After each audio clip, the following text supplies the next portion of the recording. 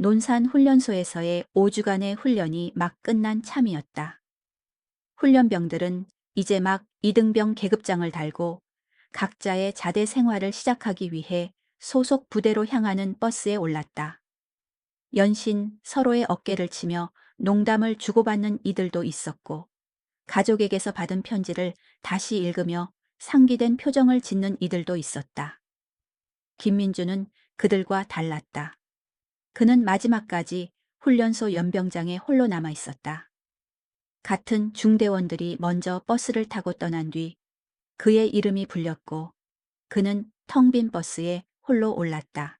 버스에 탄 그는 창가에 앉아 바깥 풍경을 바라봤다. 오후 늦은 시간 해가 지기 시작하면서 하늘은 주황색과 붉은색으로 물들어가고 있었다.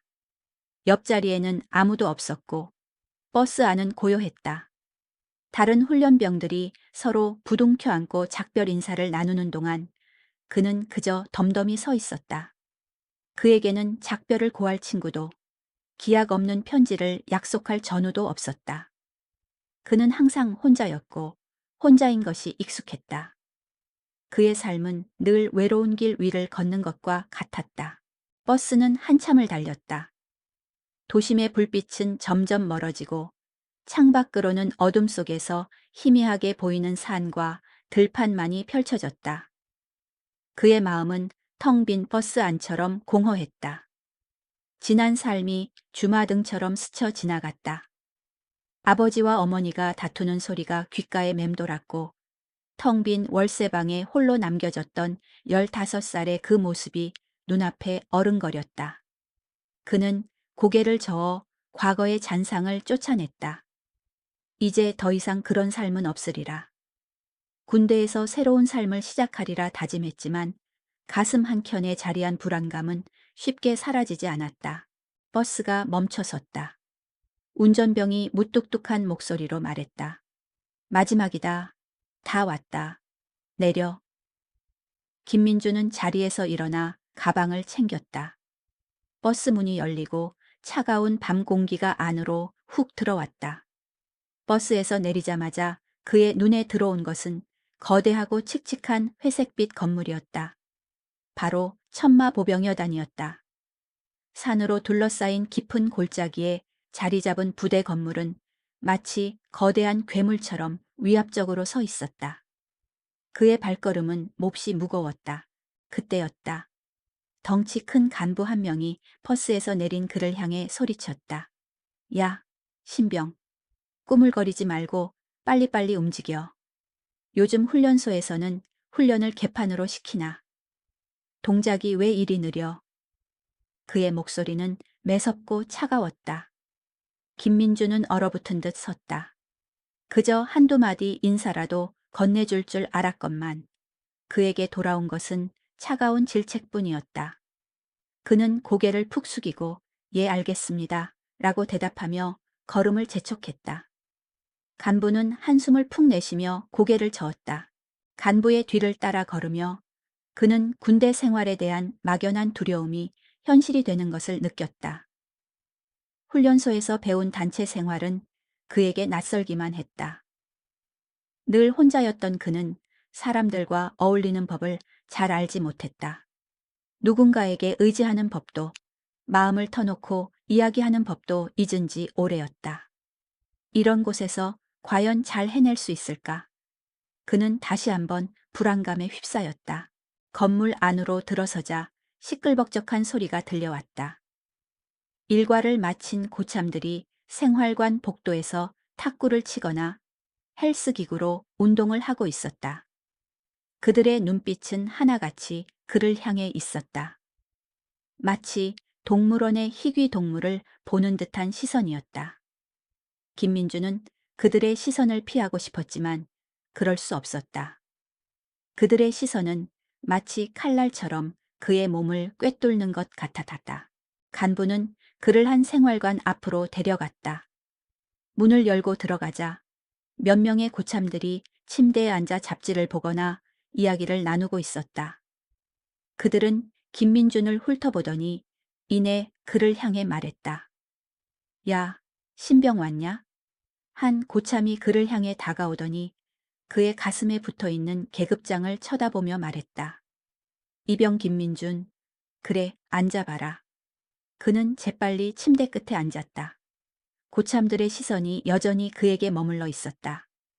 그들의 시선은 마치 엑스레이처럼 그의 속을 꿰뚫어 보는 것 같았다. 이병 김민준, 여자친구 있나? 고참의 질문은 날카로운 칼날처럼 날아왔다. 그는 망설이지 않고 대답했다. 없습니다. 뭐? 없다고? 다시 말해봐. 없습니다. 엎드려, 잘못 들었습니다. 하라고. 예? 여친 없습니다. 하라고. 이 자식 봐라. 여친 없으니까 엎드리라고.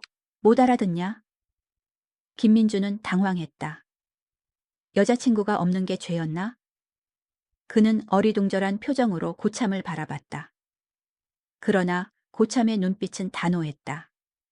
그는 결국 침대 아래 바닥에 엎드렸다. 그 순간 그는 깨달았다. 이곳이 바로 자대구나. 세상의 논리가 통하지 않는 곳, 이유 없이 고통받는 곳. 그는 여자친구가 없다는 이유만으로 엎드려야 했다. 그때 다른 고참이 그를 향해 질문을 던졌다. 이병 김민준, 그럼 아는 여자는 맞나? 그는 엎드린 채 대답했다. 없습니다. 왜 없는데? 이놈아, 대한민국은 전쟁통에서도 사랑이 싹 트는 곳이야. 그런데 여자가 없다니 말이 되냐? 그는 다시 한번 엎드려야 했다. 그의 마음은 차갑게 식어갔다. 어차피 그의 삶은 사랑과는 거리가 멀었다. 가족의 사랑도 받아본 적 없는 그에게 이성과의 사랑은 사치에 불과했다. 잠시 후 그는 다시 일어섰다. 고참의 질문은 계속되었다. 부모님은 어디에 계시나? 그는 잠시 망설였다. 이 질문에 어떻게 대답해야 할까? 그가 18살 때 부모님은 각자의 길을 가겠다고 그를 떠났다. 그는 깊은 한숨을 내쉬며 대답했다. 안 계십니다. 뭐? 안 계셔? 돌아가셨다는 소리냐? 아닙니다. 두 분이 이혼하시고 저를 떠나셨습니다. 그럼 그 후로는 혼자 살아온 거야? 예, 그렇습니다. 그의 대답에 생활과는 순간 정적이 흘렀다. 고참들의 얼굴에는 동정심과 측은함이 교차했다.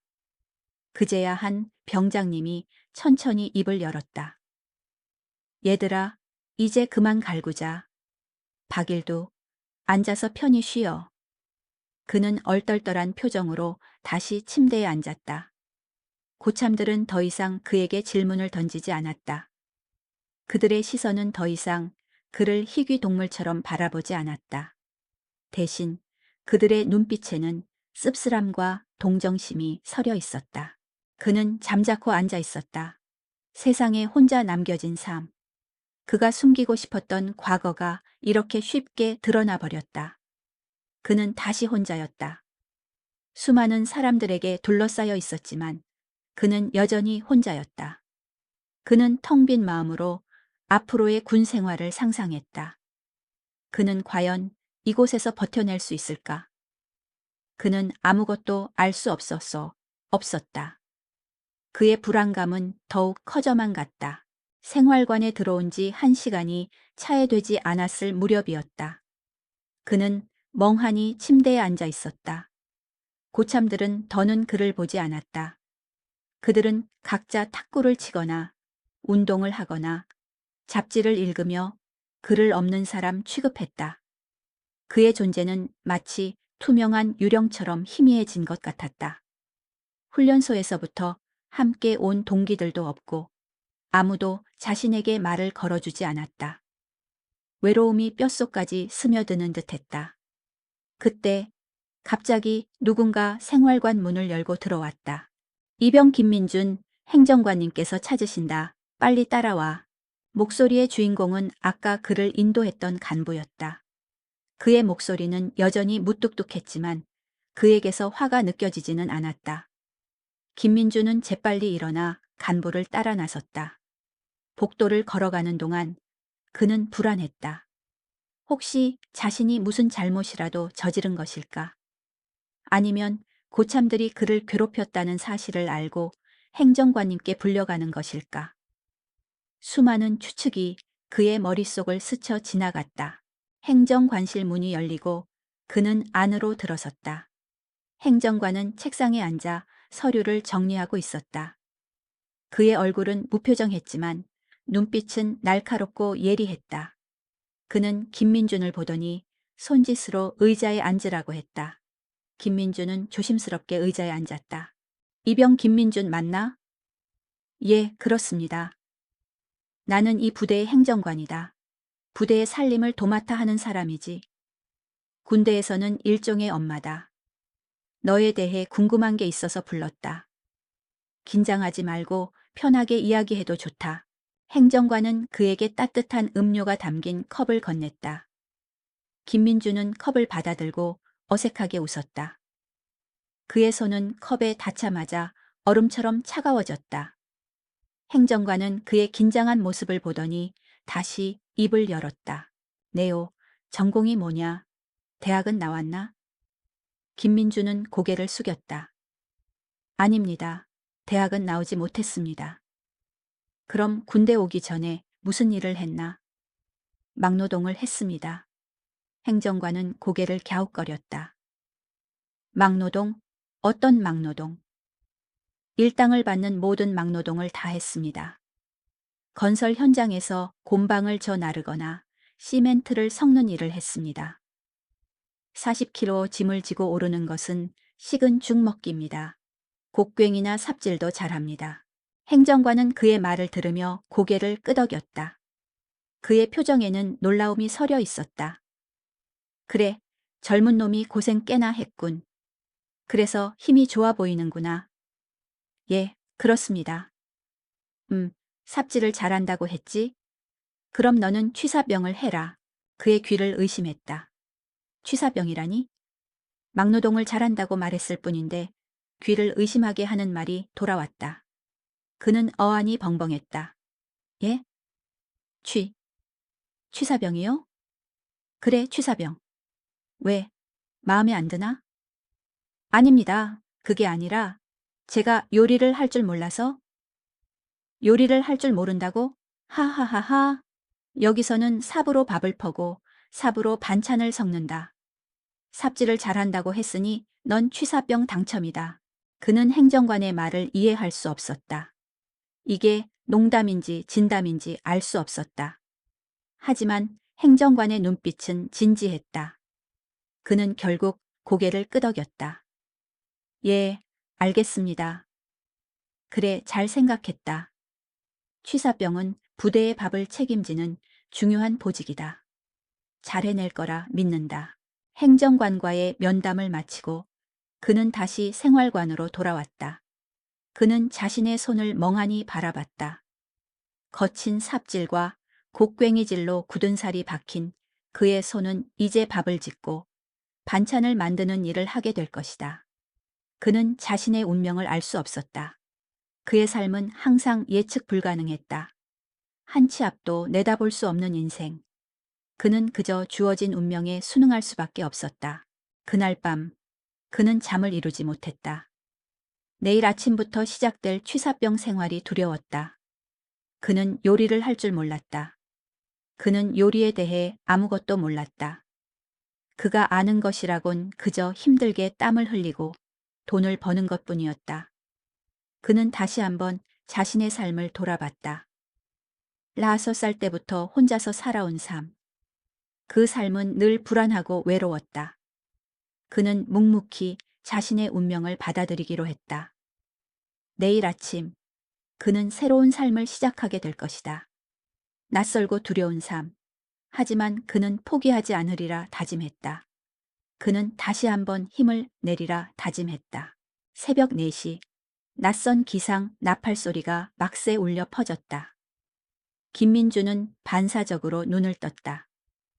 아직 어둠이 가시지 않은 시간, 그의 몸은 본능적으로 움직였다. 훈련소에서 배운 대로 이불을 정리하고 활동복으로 갈아입었다. 다른 병사들이 비몽사몽 한 채로 쭈뼛거리는 동안 그는 이미 모든 준비를 마쳤다. 고된 막노동으로 다져진 그의 몸은 이른 새벽의 고통에 익숙했다. 그는 조용히 생활관 문을 열고 복도로 나섰다. 어제 행정관이 알려준 대로 그는 취사장을 찾아갔다. 취사장은 어둠 속에서도 희미한 불빛이 새어 나왔다. 문을 열고 들어가자 김이 자욱한 열기가 그의 얼굴을 덮쳤다. 커다란 솥에서는 무언가 끓고 있었고 찌개 냄새와 밥 냄새가 뒤섞여 코를 찔렀다. 덩치 큰 취사병 한 명이 그를 향해 돌아봤다. 어제 행정관이 언급했던 다음 달 저녁을 앞둔 취사병 고참이었다. 그의 얼굴에는 피곤함과 짜증이 뒤섞여 있었다. 야, 신병, 너 취사병이지? 따라와. 그는 묻지도 따지지도 않고 김민준을 취사장 안으로 끌고 들어갔다. 김민준은 아무것도 모르는 채로 그저 그를 따라갈 수밖에 없었다. 그제야 그는 실감했다. 아, 진짜로 취사병이구나. 그의 손에 들린 것은 칼이었다. 날카로운 칼. 고참은 그에게 칼 한 자루를 휙 던져주더니 그를 향해 무표정하게 말했다. 저기 양파랑 감자 보인다? 다 썰어놔라. 똑바로 안 하면 오늘 아침밥은 없을 줄 알아. 김민주는 당황스러웠다. 그는 평생 칼을 잡아본 적이 없었다. 그가 만져본 칼이라고는 공사장에서 콘크리트를 깎아내던 그라인더 날이 전부였다. 그는 어설픈 자세로 칼을 잡고 감자를 썰기 시작했다. 첫 번째 감자는 엉망진창이었다. 모양도 들쑥날쑥했고 두께도 일정하지 않았다. 고참이 다시 그를 향해 소리칠 것만 같아 그는 잔뜩 긴장했다. 그러나 예상과는 달리 고참은 아무 말도 하지 않았다. 두 번째, 세 번째 감자를 썰면서 그의 손은 점점 익숙해지기 시작했다. 막노동으로 다져진 그의 손목 힘은 칼을 안정적으로 지탱해 주었고 그의 팔은 능숙하게 칼을 움직였다. 감자 썰기가 끝나자 그는 양파를 썰기 시작했다. 양파는 눈물을 나게 했지만 그는 묵묵히 칼질을 계속했다. 그의 손은 점점 빨라졌고 양파는 일정한 두께로 썰려 나갔다. 한참을 묵묵히 지켜보던 고참이 그의 옆으로 다가왔다. 김민주는 잔뜩 긴장하며 고개를 숙였다. 고참이 그를 향해 소리칠 것이라 예상했다. 그러나 고참의 입에서는 의외의 말이 흘러나왔다. 야, 신병. 너 칼질 꽤 하는데 혹시 식당에서 일해봤냐? 김민주는 놀라서 고개를 들었다. 아닙니다. 칼질은 오늘이 처음입니다. 고참의 눈빛에는 놀라움과 함께 약간의 감탄이 서려 있었다. 그래? 처음인데 이 정도라고? 아무튼 그거 다 썰고 나면 저기 있는 삽으로 반찬 버무려. 정신 바짝 차려. 고참은 그를 향해 칭찬의 말을 남기고 다시 자신의 자리로 돌아갔다. 김민주는 어색하게 웃었다. 난생 처음 받아보는 칭찬이었다. 그의 마음 한구석에 왠지 모를 뿌듯함이 솟아났다. 그는 다시 칼을 잡고 남은 재료들을 썰기 시작했다. 그렇게 시작된 취사병 생활은 놀랍게도 그에게 아주 잘 맞았다. 다른 병사들은 취사병 일이 고되고 힘들다고 했지만 그에게는 그저 재미있기만 했다. 막노동으로 다져진 그의 체력은 엄청난 양의 식재료를 나르는 일에 끄떡없었고 그의 손은 능숙하게 칼을 다루고 밥을 지었다. 그는 하루 세 끼를 책임지는 일이 힘들다는 생각보다는 오히려 누군가를 위해 음식을 만든다는 사실에 보람을 느꼈다. 그는 하루하루를 묵묵히 보냈다. 새벽 4시에 일어나 밤늦도록 취사장에 남아 재료를 정리하고 청소를 했다. 다른 병사들이 쉴 때도 그는 끊임없이 움직였다. 굳은 살이 박힌 그의 손은 이제 요리사의 손으로 변해갔다. 그의 삶은 군대라는 낯선 공간에서 새로운 리듬을 찾고 있었다. 그는 더 이상 외롭지 않았다. 그는 이제 혼자가 아니었다. 그는 부대의 밥을 책임지는 중요한 존재가 되었다. 군대라는 낯선 공간에서 새로운 삶의 리듬을 찾아가던 김민준에게도 과거는 불쑥불쑥 찾아왔다. 모든 것을 잊고 새로운 사람이 되고 싶었지만 기억은 그를 놓아주지 않았다. 그를 다시 16살의 그 시절로, 모든 것이 무너져 내리던 그 겨울로 되돌려 놓았다. 부모님의 이혼. 그것은 단순한 부부 관계의 해체가 아니었다. 그것은 그의 세상이 무너지는 소리였다. 그날은 유독 추운 겨울이었다. 밖에는 눈이 소리 없이 내리고 있었고 집 안에서는 부모님의 고성이 오고 갔다. 그에게는 익숙한 풍경이었다. 매일 밤마다 부모님은 사소한 일로 다투셨고 집안은 늘 전쟁터와 같았다. 하지만 그날은 달랐다. 두 분의 목소리에는 이제 분노 대신 체념이 섞여 있었다. 그리고 그들은 결국 각자의 길을 가기로 결정했다. 김민주는 그들의 이혼 선언을 듣고도 왠지 모를 안도감을 느꼈다. 이제 더 이상 싸우지 않겠구나. 이제야 조용해지겠구나. 그러나 부모님은 정말로 그를 홀로 남겨두고 떠났다. 엄마는 조용히 재혼을 하고 새로운 가정을 꾸렸다. 아빠는 돈을 벌러 간다며 떠났지만 그 후로는 그림자조차 보이지 않았다. 좁은 월세방에 홀로 남겨진 15살의 김민주는 막막했다. 당장 오늘 저녁을 걱정해야 할 처지였지만 그는 깊은 생각에 잠길 틈도 없이 생계에 내몰렸다. 그는 가장 먼저 월세방을 정리하고 보증금을 받아 동네에서 가장 저렴한 고시원을 구했다. 그에게 주어진 시간은 1년 남짓이었다. 학교에 계속 다니려면 생활비가 필요했다. 그는 곧바로 아르바이트를 시작했다. 당시에는 지금처럼 셀프 주유소가 많지 않았기 때문에 주유소는 항상 사람이 필요했다. 그는 아침 8시부터 오후 3시 반까지 학교에서 공부를 했고 오후 4시부터 밤 11시까지 주유소에서 기름을 넣는 일을 했다. 평일에는 매일 7시간씩, 주말에는 하루 12시간씩 꼬박꼬박 일했다. 그렇게 벌어들인 돈은 통장 대신 철제 저금통에 차곡차곡 모아두었다. 그는 언젠가 고등학교에 입학할 날을 꿈꾸며 하루하루를 버텨냈다.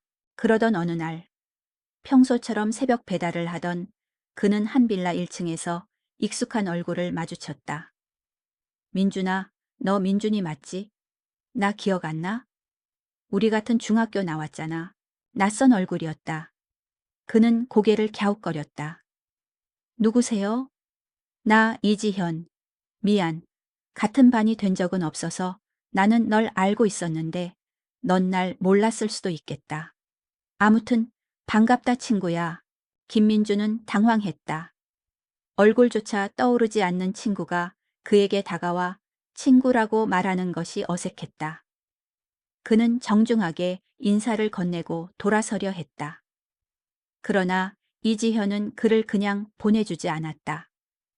그는 운동화를 신고 따라 나섰다. 민준아, 새벽 공기 같이 쐴까? 나도 가끔 이 시간에 나와서 혼자 뛰곤 해. 나는 운동이 아니라 돈을 버는 중이야.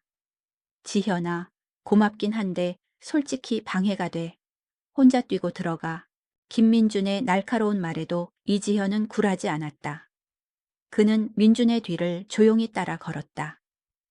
이틀이 지난 새벽 우유 배달을 하러 영업소에 도착한 김민주는 그곳에서 이지현을 다시 만났다. 민준아, 어쩐 일이야? 여기에. 나도 오늘부터 우유 배달하기로 했어. 신문 배달은 자리가 없더라. 아무튼 나도 너처럼 일하게 됐지. 구역은 다르지만 그래도 매일 새벽마다 보게 되겠네. 김민주는 여전히 경계심을 풀지 않았다. 그는 이지현에게서 우유를 받아들고 조용히 자기 구역으로 향했다. 하지만 다음 날 새벽 다시 만난 그들은 어색하게나마 대화를 이어갔다. 이지현은 그에게 빵 2개를 건네며 말했다. 민준아, 중학교 때도 친구들한테 까칠하더니 여전하구나. 넌 나를 어떻게 알아? 나는 너를 아예 몰랐는데. 이제 알잖아. 이름도. 어디 사는지도. 친구야, 빵이나 먹고 들어가. 이젠 우리 친구잖아.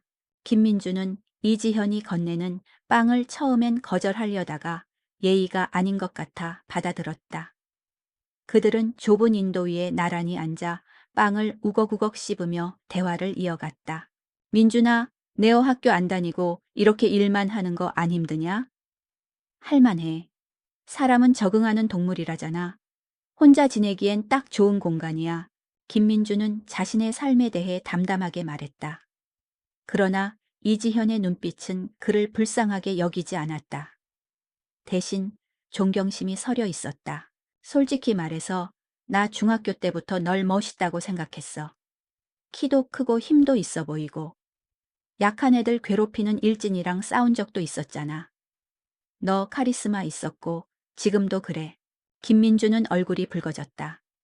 그는 난생 처음으로 누군가에게 멋있다는 말을 들었다. 그는 괜히 쑥스러워 웃었다. 뭐야, 오늘 칭찬의 날이냐? 그만해라, 오글거리니까. 나 이제 간다. 내일 새벽에 우유 영업소에서 보자. 파이팅 해라. 그렇게 그들은 헤어졌다. 김민주는 고시원으로 돌아와 잠시 눈을 붙였다. 그날 새벽, 그는 왠지 모르게 마음이 편안했다. 혼자인 줄 알았던 시간에 누군가 곁에 있다는 감각은 낯설었지만 싫지 않았다. 이지현의 따뜻한 시선과 진심은 그의 오랜 고독을 조금씩 녹여내고 있었다. 그 겨울, 새벽의 공기는 유독 차가웠지만 김민준의 마음은 더 이상 시리지 않았다. 이지현과의 새벽 배달은 그의 일상에 작은 온기를 불어넣었다. 처음에는 어색하고 경계하던 시간들이 어느새 익숙한 리듬이 되었다.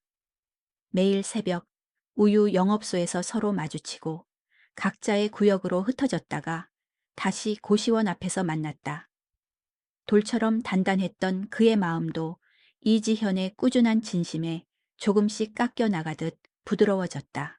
배달을 마치고 나면 둘은 고시원 앞 좁은 길터에 나란히 앉아 이런저런 이야기를 나누며 따뜻한 음료나 빵을 나눠 먹었다.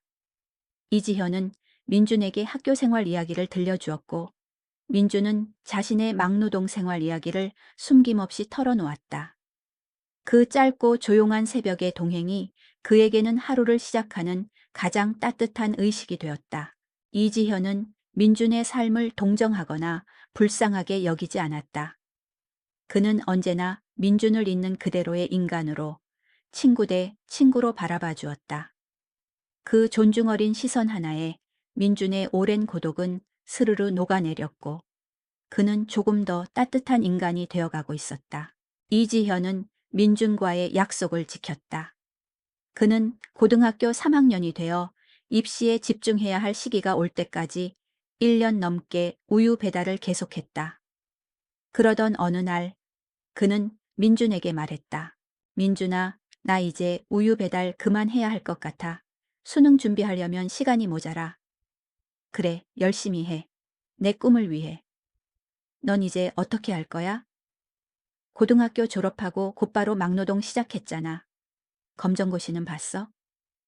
응, 열심히 공부해서 고졸 자격은 땄어. 이제 대학에 가려고. 진짜? 야, 내 친구가 대학 가면 진짜 자랑스럽겠다. 무슨 과학 할 거야? 아직 잘 모르겠어. 그냥 공대 쪽으로 가려고. 너는 어디 가고 싶어? 서울대. 이왕 하는 거 제일 좋은 데로 가야지. 이지현은 호탕하게 웃으며 말했다. 그에게 서울대는 그저 꿈이 아니라 현실처럼 느껴졌다. 민주는 그런 지현을 보며 왠지 모르게 마음이 편안해졌다. 자신도 언젠가 저렇게 될 수 있을 것 같았다. 시간이 흘러 민주는 10살이 되면서 막노동 현장에서 일할 수 있는 영역이 훨씬 넓어졌다. 그는 좀 더 많은 돈을 벌기 위해 주유소와 배달일을 정리하고 건설 현장을 전전했다. 특별한 기술도 자격증도 없었지만 건강한 체력과 강한 팔뚝만큼은 누구에게도 뒤지지 않았다. 그는 매일같이 땀과 먼지 속에서 하루를 쏟아부었다. 그 무렵에도 이지현은 종종 고시원 앞에 들렀다. 그는 항상 민준에게 빵이나 음료수를 건네며 근황을 물었다. 민준아, 내 옷 팔뚝이 더 두꺼워졌다. 뭐 일하다 보니까? 응, 넌 요즘 공부는 어때? 이제 곧 수험생인데. 잘하고 있지? 야, 나 밥이나 사줘라. 온 김에 밥이나 얻어먹고 가자. 이 자식은 고시원만 오면 밥 사달라네. 네가 사 임마. 난 용돈으로 문제집 사느라 돈 없어. 부자인 네가 좀 사줘라. 내가 살게. 이지현은 그렇게 웃으며 농담을 던져도 이상하게 민준은 기분이 나쁘지 않았다. 이지현은 민준을 불쌍하게 여기는 눈으로 보지 않았고 언제나 사람으로 친구 대 친구로 바라봐 주었으니까 민준은 막노동 현장에서 주어진 일을 악착같이 해냈다. 남들은 피하고 싶은 일이라 했지만 그에게는 그것이 하루를 살게 하는 원동력이었고 그의 존재를 입증하는 정직한 노동이었다. 그는 시간이 지날수록 삽질의 각도도 콘크리트 타설 타이밍도 정확히 꿰뚫을 만큼 일에 능숙해졌다.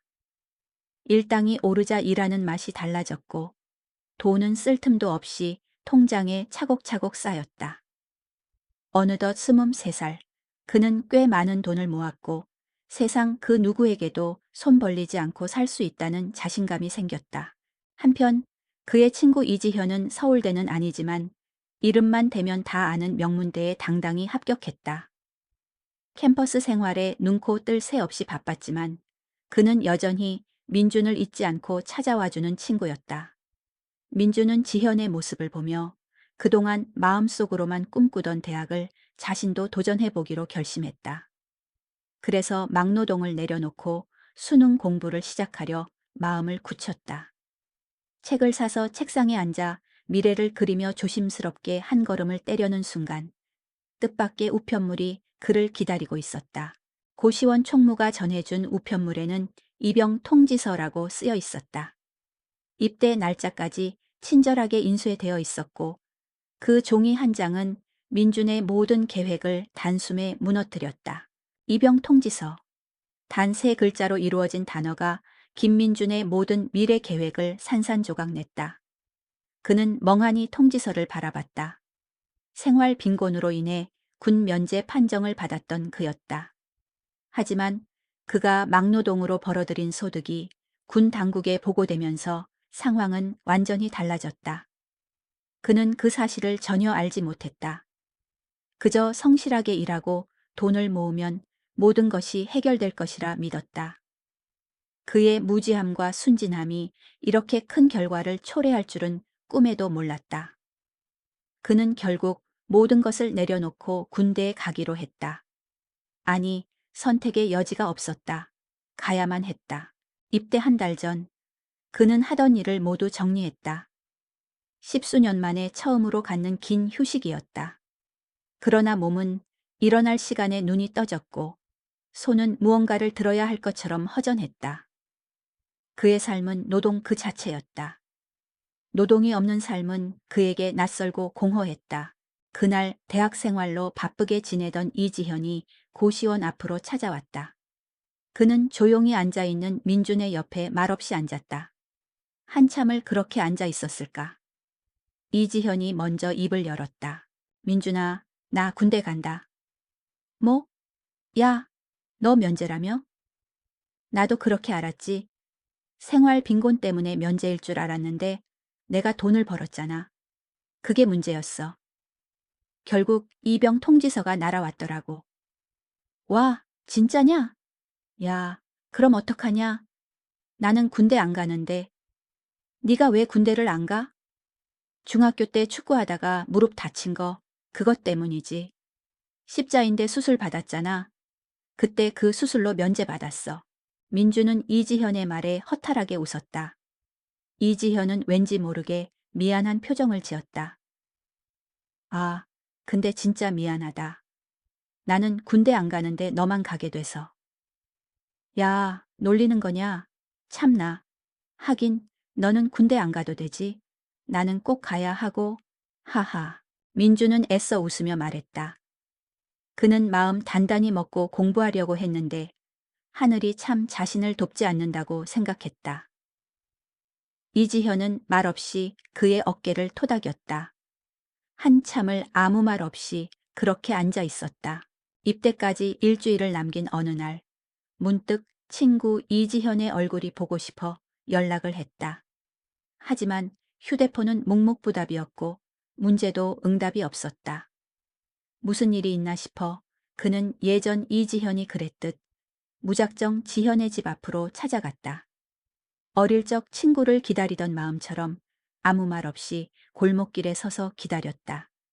그리고 오후 3시 무렵 어깨를 축 늘어뜨린 채 천천히 걸어오는 이지현의 모습을 발견했다.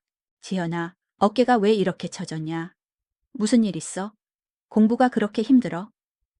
민준아, 네가 여기는 웬일이야? 자식, 내 얼굴 좀 보고 싶지 않았냐? 근데 왜 연락도 안 돼? 걱정되게. 요즘 좀 바빴어. 여러 가지 일로. 바쁘긴 뭐가 바빠. 공부 말고 다른 거야? 표정이 그냥 심상치 않은데. 실은 아버지가 많이 아프셔. 위암이래. 이지현의 입에서 나온 암이라는 단어에 민주는 마치 누가 자신의 가슴을 쿡 찌른 것처럼 멍해졌다. 그는 잠시 말을 잃었다. 뭐라고? 암? 위암이면 그거 얼마나 심하신 건데? 나도 잘 모르겠어. 항암 치료 중인데 많이 힘들어 하셔. 그 모습 보는 것도 참 괴롭다. 그때 이지현의 휴대폰이 울렸다. 그는 전화를 받았다. 멀리 떨어진 거리였지만 수화기 너머로 들리는 목소리가 긴박했다. 병원비를 빨리 납부하라는 직원의 말에 이지현의 얼굴이 더 어두워졌다. 민주는 그의 표정을 읽고 조심스럽게 물었다. 병원비가 많이 들어? 생각보다 너무 많이 나와서 걱정이긴 한데. 뭐, 대출이라도 알아보면 되겠지? 얼마쯤 드는데? 이번에 항암비랑 수술비까지 하면 한 5천은 있어야 한대. 5천만 원.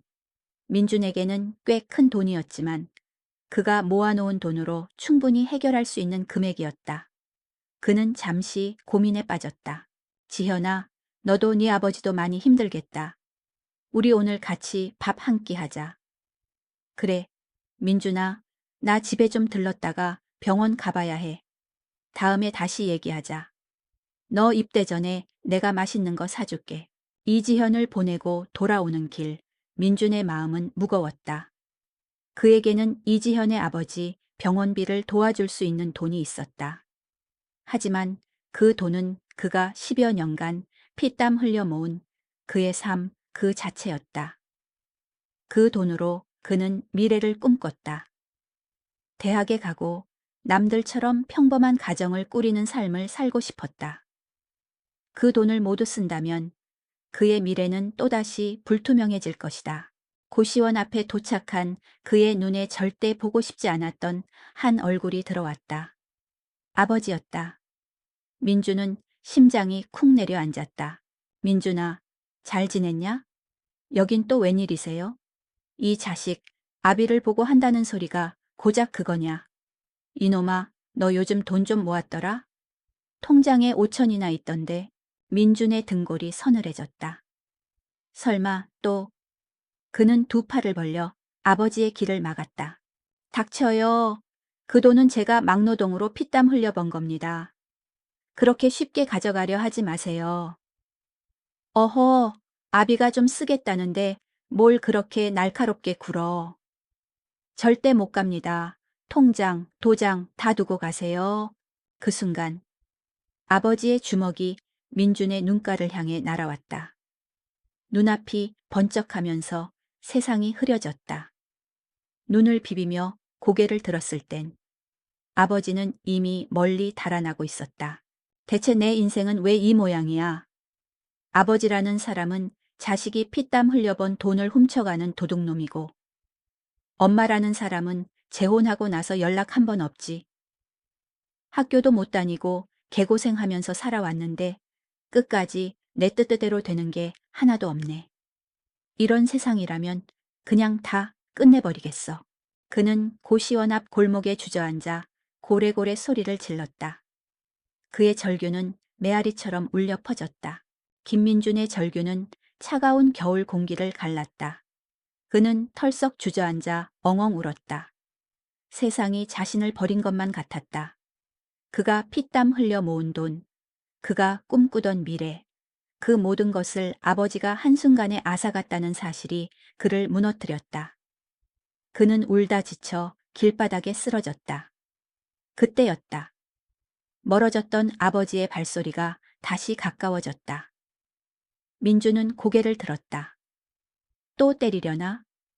그는 잔뜩 겁먹은 표정으로 아버지를 노려보았다. 뭐야, 또 때리려고? 해봐.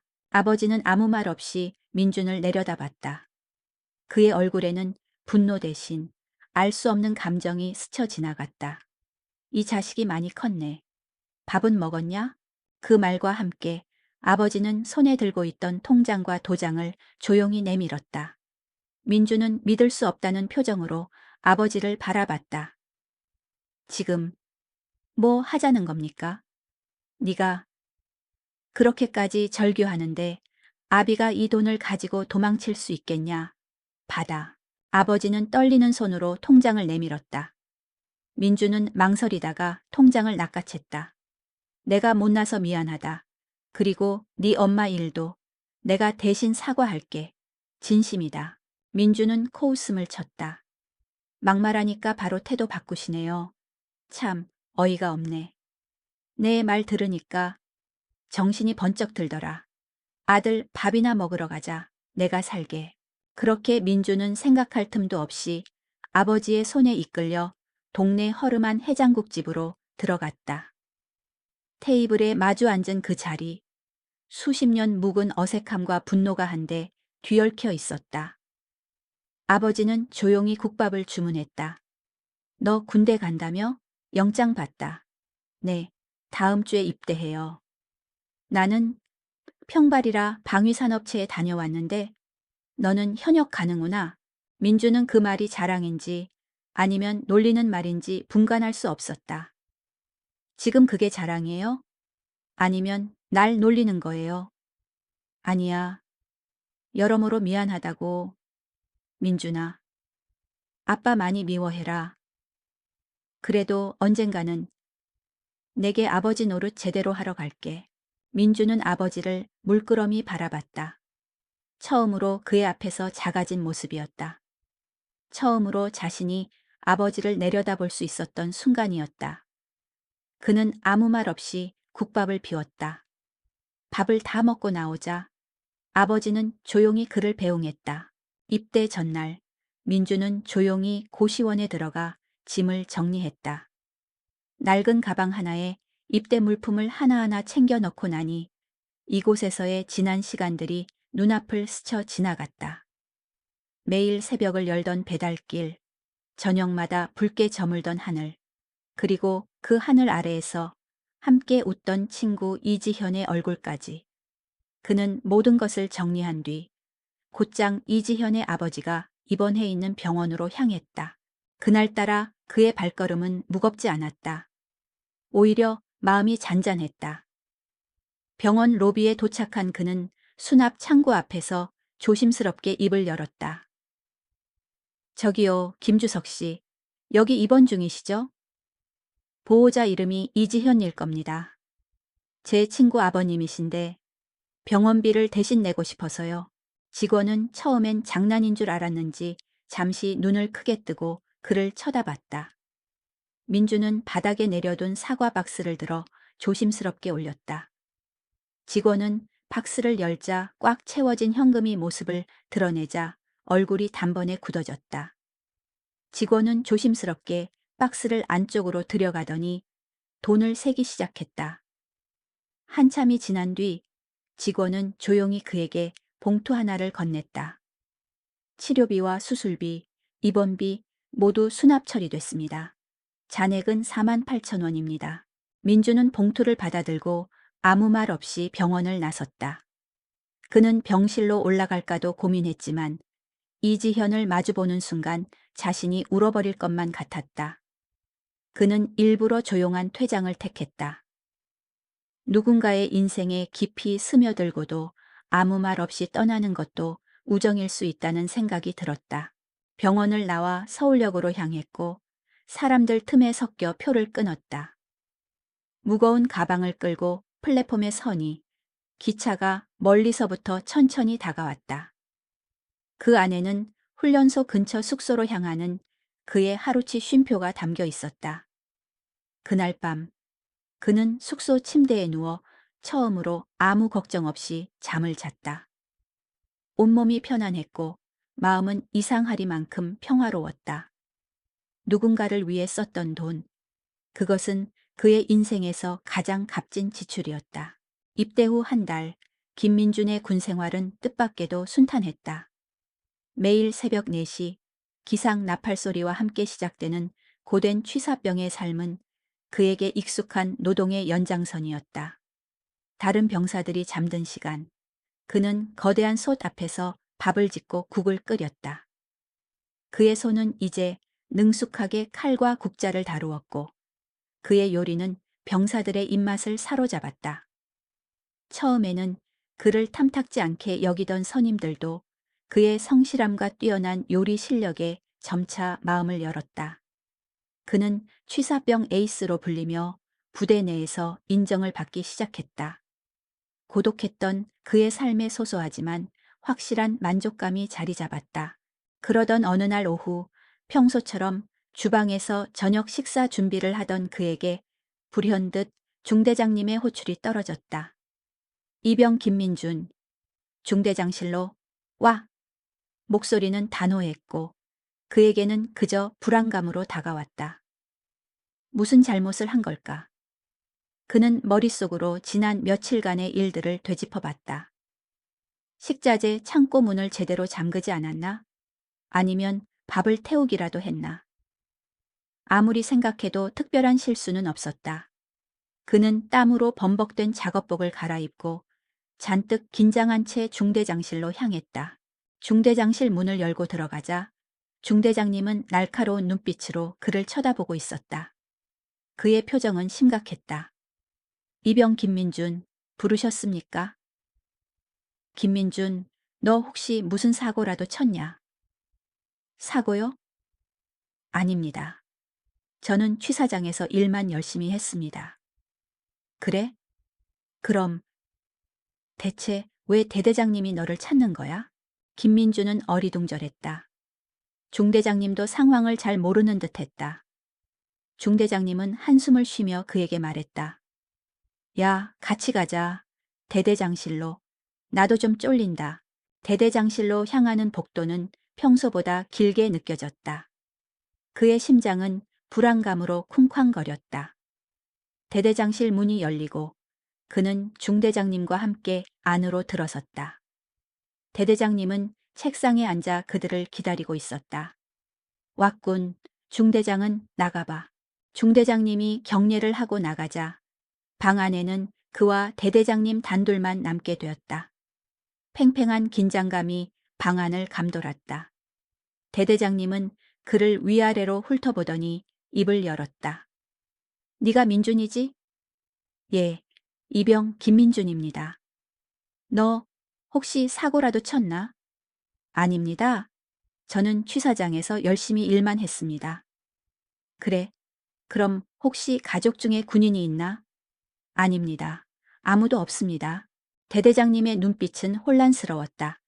그는 한숨을 쉬며 말했다. 그런데 말이다. 사단장님께서 널 찾고 있어. 나도 좀 쫄린다. 이등병 하나 보겠다고 사단장님이 헬기를 타고 부대에 내려온다는데 도무지 이유를 모르겠다 말이지. 헬기를 타고 온다고? 김민주는 자신의 귀를 의심했다. 사단장님이라는 존재는 그에게 있어서 하늘의 별과 같은 존재였다. 그런 분이 왜 하찮은 이등병인 자신을 보러 온다는 말인가?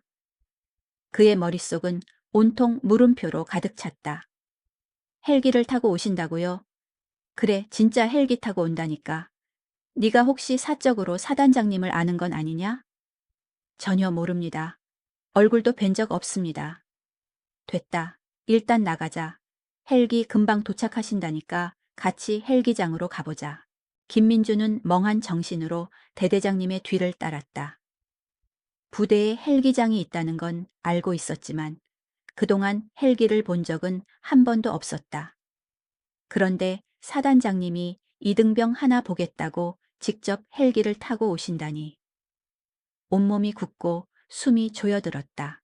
헬기장에 거의 다다를 무렵 머리 위에서 우두두두두두 하는 괴음이 들려왔다. 그 소리에 고개를 들자 회오리 바람을 일으키며 검은 헬기 한 대가 하늘을 가르며 내려오고 있었다. 이륙 중인 헬기에서 뿜어져 나오는 강풍에 눈을 제대로 뜰 수 없어 그는 고개를 돌렸다. 프로펠러가 멈추기까지 그는 마치 숨도 멈춘 채 그 자리에 서 있었다.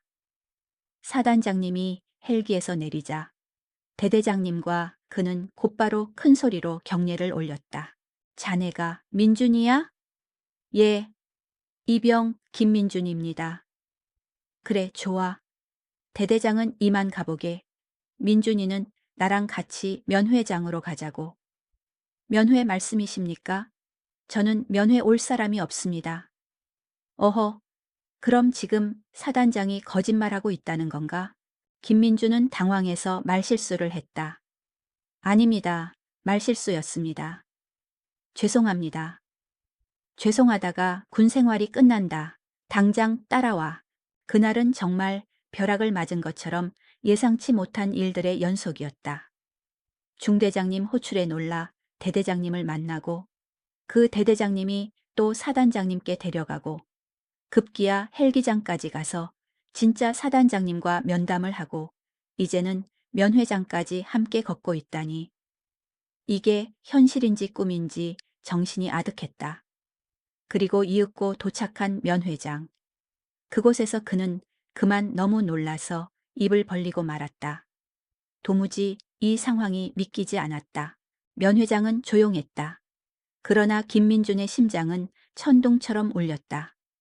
사단장님은 그를 향해 의미심장한 미소를 지으며 말했다. 이병 김민준. 오늘 면회 오신 분은 자네와 나. 둘 다 잘 아는 분일세. 인사드려. 그 순간 민준의 눈앞에 익숙한 세 명의 얼굴이 차례로 나타났다. 첫 번째는 그가 평생 미워하고 원망했던 아버지였다. 두 번째는 그의 유일한 친구 이지현이었다. 그리고 마지막으로 병으로 쇠약해졌던 모습과는 달리 건강하고 온화해 보이는 이지현의 아버지였다. 가슴 밑바닥에서부터 굳게 잠겨있던 기억들이 한꺼번에 밀려 올라왔다. 그의 머릿속은 온통 혼란스러웠다. 이 상황이 어떻게 된 일인지, 그들이 왜 여기까지 왔는지, 그리고 사단장님은 왜 이곳에 함께 있는 것인지. 모든 의문이 퍼즐 조각처럼 얽혔다. 아버지? 그래 아들아, 네 아버지다. 너 보려고 면회 왔다. 아버지는 어색하게 웃으며 말했다. 하지만 그의 눈빛에는 진심이 담겨 있었다. 아니, 아버지, 사단장님은 어떻게? 내가 아는 게 아니야. 그게 무슨 말씀이세요? 아버지는 뒤에 숨어 있던 이지현과 그의 아버지를 불렀다. 이윽고 이지현의 아버지가 앞으로 걸어 나와 사단장님과 반갑게 포옹을 나누었다. 친구, 오랜만이야. 병은 다 나은 거지? 권 사단장. 덕분에 수술 잘 받고 완치했다네. 자네가 아니었으면 큰일 날 뻔했지. 김민주는 그들의 대화를 듣고는 멍해졌다. 사단장님이 이지현의 아버지와 친구 사이였다니. 그때 이지현이 그에게 다가와 어깨를 툭 쳤다. 어이, 친구, 우리도 안아보자. 지현아, 이게 다 무슨 상황이야? 이지현은 그의 말을 무시하고 그를 힘껏 끌어안았다. 그의 숨이 막힐 정도로 세게 안았다. 야, 지현아, 숨 막혀. 이 자식아, 그렇게 멋있는 짓을 하고 인사도 안 하고 입대하냐? 편지라도 보냈잖아. 그런데 사단장님이랑 네 아버지가 친한 사이야? 그래. 우리 아버지 절친이셔. 나도 자주 뵙던 삼촌이라고. 그래서 네가 우리 아빠 병원비를 내줬다는 걸 알고 연락했지. 네가 부대 주소를 편지에 적어놨더라고. 모든 퍼즐 조각이 맞춰졌다. 자신이 썼던 편지 한 통이, 그리고 익명의 도움을 받은 이지현의 아버지가 사단장님과의 인연을 통해 이 모든 상황을 만들었다는 것을 깨달았다. 그때 이지현의 아버지가 그에게 다가와 말했다. 민준아, 덕분에 수술 잘 받았다. 나 이제 완치했다네. 네, 아버님. 다행입니다. 제가 도움이 됐다니 기분 좋네요. 아무리 그래도 전 재산을 털어서 남의 병원비를 내주는 사람이 어디 있냐? 내 아들이 친구를 잘 둔 건 알았지만 이 정도일 줄은 몰랐다네. 쑥스럽네요. 사단장님도 그의 어깨를 두드리며 말을 이었다. 민준, 네가 내 부하라는 게 자랑스럽다. 병원비는 내가 자네한테 입금해주지. 막노동으로 힘들게 번 돈을 그렇게 쓰면 되겠나. 아깝지도 않아? 내가 도우려 했는데 자네가 선수를 친 거야. 이따가 계좌번호 알려줘. 김민주는 감격해서 말을 잇지 못했다. 그의 눈에서는 뜨거운 눈물이 흘러내렸다. 그 눈물은 서러움의 눈물이 아니라 진심으로 자신을 이해하고 존중해주는 이들의 따뜻한 마음에 대한 감사의 눈물이었다. 아버지는 어떻게 오셨어요? 너 군대 가고 제일 친한 친구인 지현이한테 찾아갔지. 설마 돈 빌리려고 했냐? 야, 이 자식아. 내가 못난 아비라고 그런 짓까지 했겠냐. 밥 사주려고 만난 거야. 한두 번 보니까 괜찮은 청년 같기도 하고 네 생각도 나서 만나봤지. 그런데 내가 훔쳐가려고 했던 5천만 원을 지현이 아버지를 위해 썼다는 걸 알고 내가 정말 아들 하나는 제대로 낳았다는 생각이 들더라. 아버지는 처음으로 그의 앞에서 진심을 드러냈다. 그는 민준을 따라 배우기로 했다고 덧붙였다. 나와는 달리 훌륭한 놈이지. 아무튼 그래서 반성하고 후회하기도 했고 새로 살 계획을 세우다가 지현이 아버지가 하시는 일을 따라하기로 했어. 지금은 일 배우는 중이긴 한데 그래도 나중에는 기술자가 꼭 될 거다. 참 별일이네요. 아버지가 그렇게 변하시니까. 민준아, 네가 중학교 때 훔쳐간 돈 이자까지 쳐서 통장에 넣었다. 내 이름으로 하나 만들었어. 그동안 아빠가 힘들게 열심히 번 돈이다. 자, 받아라. 아버지는 떨리는 손으로 통장 하나를 건넸다. 민주는 말없이 통장을 낚아챘다. 그래요, 주세요. 괜히 아버지 마음 바뀌기 전에 당장 받아야겠어요. 녀석, 이제 아비가 달라졌다니까. 아무튼 다들 널 위해 모였으니 제대로 포식해라. 먹고 싶은 거 다 먹으라고. 그렇게 사단장님, 이지현의 아버지, 그리고 그의 아버지까지 함께 시커멓게 떠들면서 끊임없이 음식을 먹었다. 민주는 PX에서 군대에서는 흔치 않은 냉동식품과 과자, 음료수를 마음껏 먹으며 행복한 시간을 보냈다. 면회가 끝나고 이지현은 다시 한번 징그럽게 포옹을 해왔다. 민준아, 고맙다. 난 평생 널 존경하고 좋아할 거야. 징그럽게 왜 그러냐, 야. 나 전역하면 여자나 소개해줘라. 너 전역? 지금 보니까 너 군인 체질 같아. 그냥 말뚝이나 박아. 이게 못하는 소리가 없네. 야, 내가 미쳤냐? 하하하. 권 사단장님 계시지? 미쳤냐는 말이 나와? 둘은 농담 섞인 대화를 주고받고 포옹을 풀었다. 민주는 인사를 하고 부대로 돌아갔다. 그날 바로 사단장님이 그의 통장에 5천만 원을 입금해 주셨다. 아버지가 주신 통장까지 있으니 그의 마음은 배가 불러 터질 것 같았다. 그는 진정한 의미의 풍요로움을 처음으로 느꼈다. 그날 이후 김민준의 군 생활은 완전히 달라졌다. 그는 더 이상 외로운 섬이 아니었다. 이지현과 그의 아버지, 그리고 사단장님까지 자신을 지켜봐주고 있다는 사실만으로도 그는 더 이상 혼자가 아니었다. 그는 취사병으로서 자신의 임무를 묵묵히 수행했고 그의 요리는 매일매일 더 맛있어졌다. 그는 더 이상 아무도 몰래 숨어서 눈물을 흘리지 않았다. 그는 이제 자신의 삶을 사랑하게 되었다. 군 복무를 마친 후 그는 예전처럼 고시원에 머무르지 않았다. 그는 이제 돈이 있었다. 아버지가 주신 돈, 그리고 사단장님이 다시 돌려주신 돈. 그 돈으로 그는 자신의 미래를 다시 설계할 수 있게 되었다. 그는 이지현의 권유로 복학을 결심했고 늦깎이 대학생이 되었다. 그는 대학교에서 새로운 친구들을 사귀고 꿈을 키워나갔다. 그의 아버지는 달라졌다. 처음에는 어색했지만 그는 아들의 삶을 존경하기 시작했다. 아버지는 이지현의 아버지에게 기술을 배우며 성실하게 살아갔다. 매달 꼬박꼬박 민준의 통장으로 생활비를 보내주었고 때로는 그에게 안부를 묻는 전화를 걸어왔다. 민준은 처음에는 그 전화를 받는 것이 어색했지만 시간이 지나면서 아버지의 진심을 느끼게 되었다. 그는 이제 아버지를 용서할 수 있을 것 같았다. 시간은 흘러 민준은 졸업 후 사단장님의 추천으로 장교로 임관하게 되었다. 그는 성실하고 뛰어난 능력을 인정받아 빠르게 진급했다. 그의 삶은 더 이상 텅 빈 고시원에서 시작되지 않았다.